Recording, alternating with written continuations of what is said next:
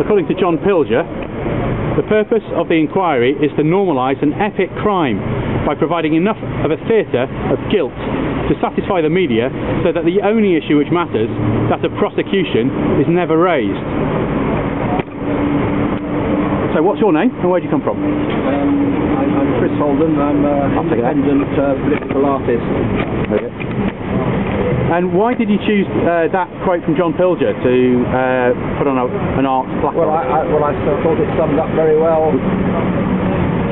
Let me take that. You'll get plenty of sunshine on your face. Yeah, I thought it summed up very well what the essence of what the Iraqi inquiry was about. And I read this. He'd written an article in the New Statesman recently, and I just saw that. That sentence in there, and I thought that really summed up. You know, as I'm an artist, I just tried to do something quickly as a placard to accompany their Judgement Day when he came to give his evidence at the inquiry. I know. I photographed you. I made that photograph the lead photograph of that story because I thought it was so excellent. Yeah, I saw that. Yeah.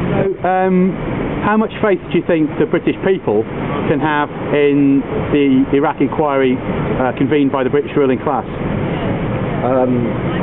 Well, I don't really know what. I think a lot of people are going to be taken in by it. It seems that something is being done, but I think it is a whitewash, and I think it'll satisfy quite a lot of people that, oh, look, we're having an inquiry, that's good, and there are things coming out which a lot of people probably didn't know about, but I think the anti-war movement did know about, just being confirmed about certain things, but I don't think they have any, I don't think the inquiry have any teeth, really.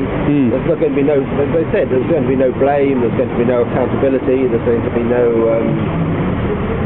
it's rather a weak inquiry, I think, really. Just recently, after the assassination of a Hamas leader in Dubai, the chief of police in Dubai says he wants to arrest the Prime Minister of Israel, which seems like a fairly sensible way to go about things when states commit crimes overseas. Yes. Now, some folk in the UK think that the International Criminal Court in The Hague would be a good place for the man who's appearing here today, Gordon Brown, and his erstwhile boss, Tony Blair, to appear as war criminals.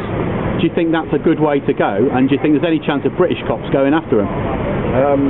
I think that's the way it should go. If you examine all the evidence, I think under the Geneva Convention, the Nuremberg Charter, I think they do that Blair and Brown are war criminals under the definition of what war criminals are under international law. I don't think there's any doubt about that, and I think a lot of people around the world, and international lawyers, would recognise that there's a very strong case for them to be war criminals.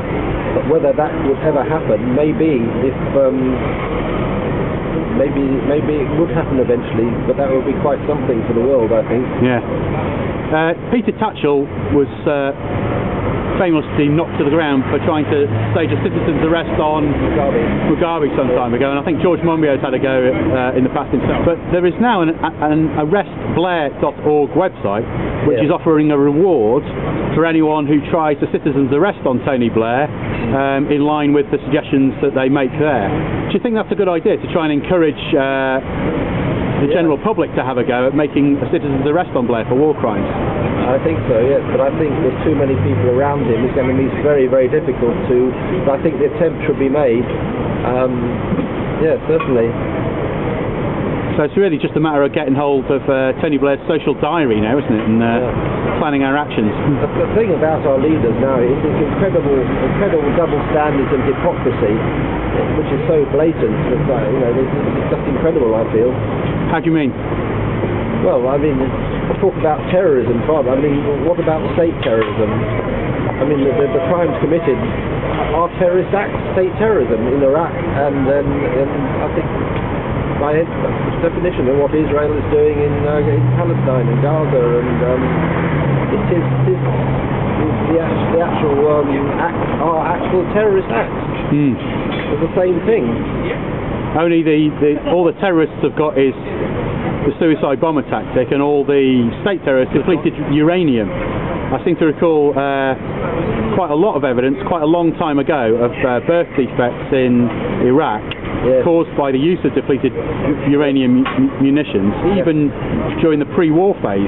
Yes. And only now John Simpson started reporting on the birth defects in Fallujah after the Americans slaughtered thousands of people there. Yeah, there was something on BBC television. It was quite surprising. It was on the BBC last night, in fact, I saw that. But about what's happening in Iraq with the fact of depleted uranium and white phosphorus and that has been known for a long time. There's a lot of information on that which I've been collecting for some time, but it doesn't get much coverage in the mainstream media. Yeah. There's something called the Iraq Occupation Watch. What's it called? There's a newsletter that comes out every month. About Iraq occupation. A lot of information coming. There's a big epidemic of cancers in Iraq, very widespread, and particularly Fallujah. I think the evidence is coming out. This is so horrific. In fact, there was something else on, I think it was on Channel 4, called The Baby Doctor, about an Iraqi doctor from Fallujah who's doing special training in some other countries because of the incredible deformed babies that have been born in Fallujah from the. It was mainly from the American invasion in, I think it was October 2004. But it's being used in other parts of Iraq as well, those sorts of weapons. And of course there are unexploded cluster bombs and cluster bombs as well, yeah. Huge numbers of munitions still, and minefields still killing people in the war zones. Yeah. So I guess there's an argument to be made that whereas an individual or even a bunch of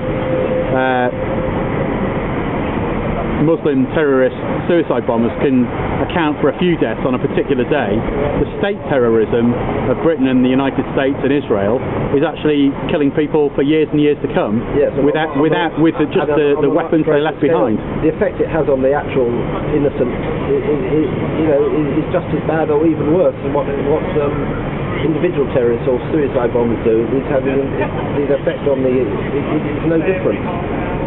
And they say they're being careful not to kill civilians and they're using precision bombing, but they know that they're using those weapons which are indiscriminate. They know that the effect of them, but they can't deny that it's happening. Yeah. So what do you think the best way forward is for the peace movement in the UK? I really don't know. I think more sort of civil disobedience and direct action is the only way. Because now they've stopped war commissioners doing these very controlled demonstrations. It's not getting the coverage, although a lot of people sign up, and I think the majority of people are still against the war in opinion polls. I think you've got to have more sort of direct action. Well, I'm with you on that one, comrade. Yeah. Thank you very much, Chris. Cheers. Okay.